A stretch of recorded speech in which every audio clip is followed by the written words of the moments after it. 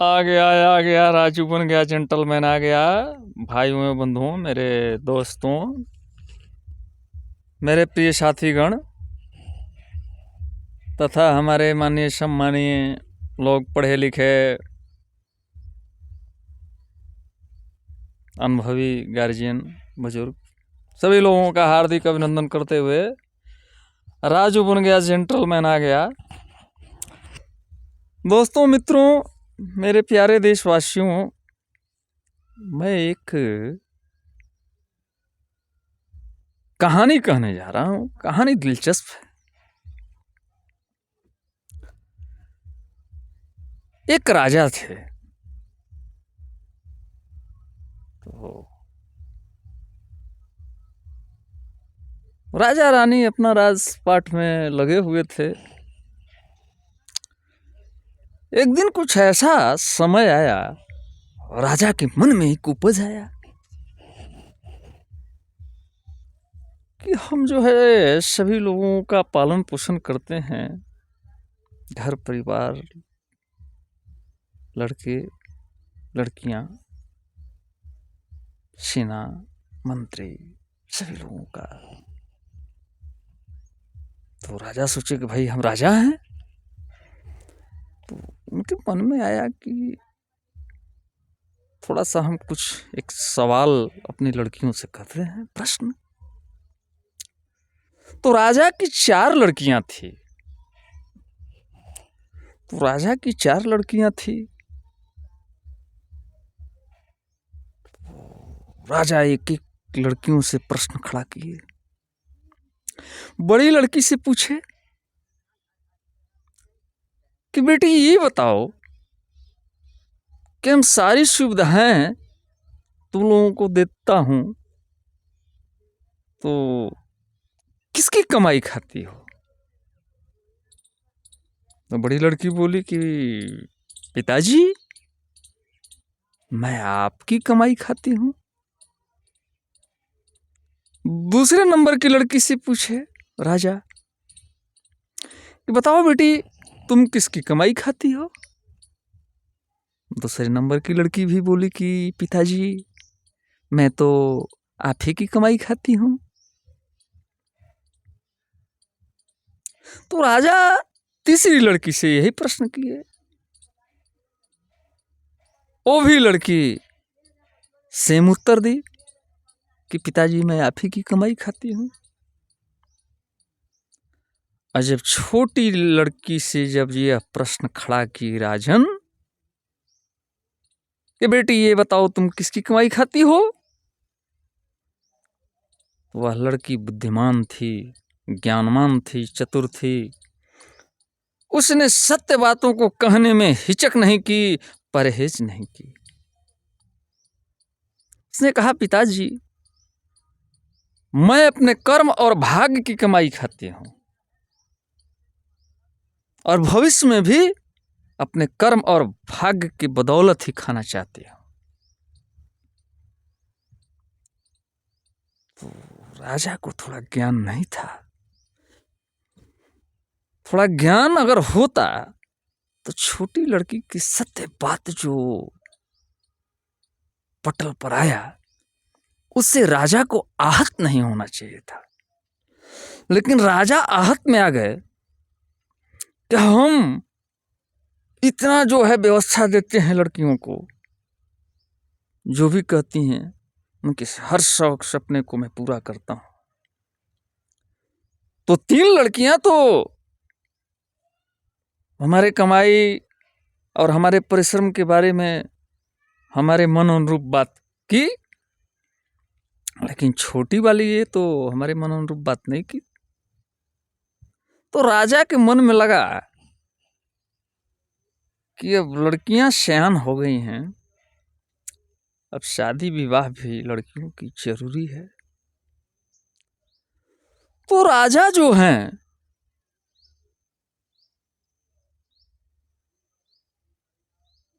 तीन लड़कियों की शादी जिसने राजा के मन अनुकूल बात की थी, अच्छे राजघराने में जाकर के अमीर लोगों के पास शादी कर दिए और छोटी लड़की की शादियां ले जाकर के एक भिखारी गरीब से कर दी।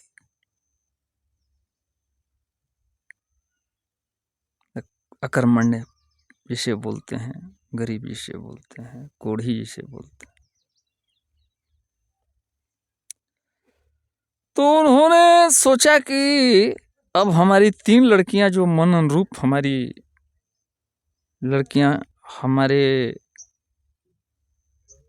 मन को प्रसन्न की हैं, हमारी बातों तथ्यों को, मेरी कमाई को, हमारे दिए हुए व्यवस्थाओं का आदर की हैं, और उन्हें लगा कि छोटी लड़कियां जो है मेरे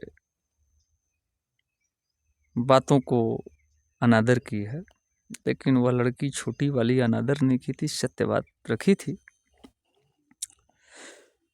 तो मेरे प्यारे भाइयों एवं बंधुओं, देशवासियों, माताओं एवं बहनें, कहने का मतलब यह है कि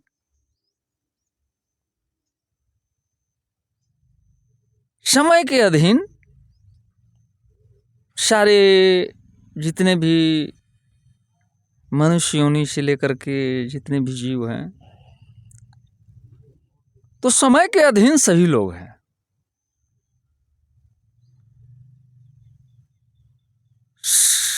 मनुष्य जो है समय और परिस्थिति का दास है, समय और परिस्थिति का दास है। तो एक समय ऐसा आया कि जो तीनों लड़कियां, बड़ी लड़की से लेकर तीसरे नंबर वाली तक, जो राजा के मन अनुरूप प्रश्न की उत्तर दी थी, वो तीनों लड़कियों की स्थिति बहुत दयनीय हो गई।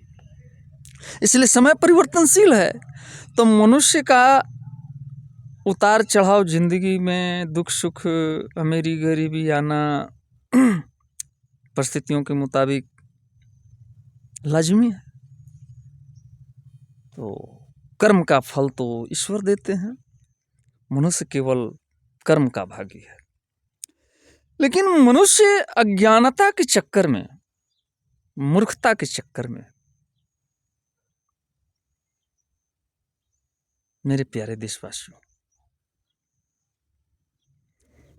अज्ञानता के चक्कर में, मूर्खता के चक्कर में मनुष्य अपने आप को यह मान लेता है कि फल और समय मेरे अधीन है। अगर फल और समय मनुष्य के अधीन होता तो किसी मनुष्य को, किसी महिला पुरुष को, महिला हो या पुरुष हो, उनके बिजनेस में, उनके व्यापार में, उनके जिंदगी में एक्सीडेंट नहीं होता, हानि नहीं होता, प्रकृति वश में होता तो मनुष्य जब चाहता तब वर्षा करा सकता था, जब चाहता तो बारिश को बंद करा सकता था। मनुष्य कर्म और भावनाओं का, भक्ति जिसे कहते हैं, दो ही कार्य कर सकता, फल परमात्मा के हाथ में है। रामायण कहता है, सुनो भरत भाभी प्रबल बिलक हूं मुनिनाथ, हानि लाभ जीवन मरण अजस जस। मेरे प्यारे देशवासियों, तो तीनों लड़की की स्थिति दयनीय हो गई। परमात्मा जिसे मारते हैं, इस संसार में कोई बचाने वाला नहीं मिलता, और परमात्मा जिसकी जब रक्षा करते हैं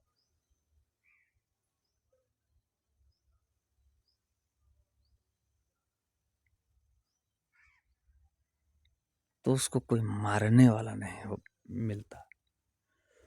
उसे कोई मारने वाला कोई पैदा नहीं लिया जिसकी रक्षा परमात्मा करते हो। तो भाइयों बंधुओं, मेरे देशवासियों,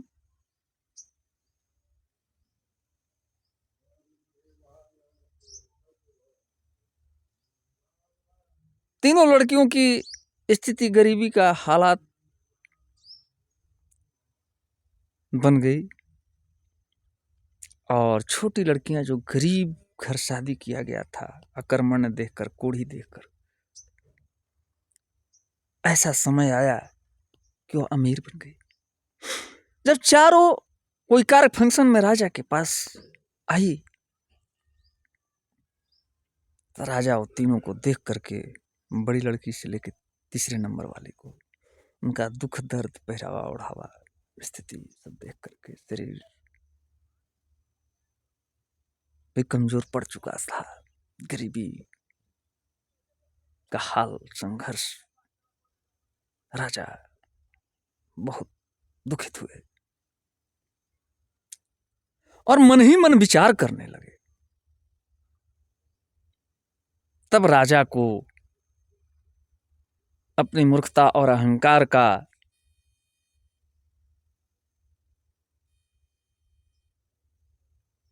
ज्ञान प्रकाशित होने लगा।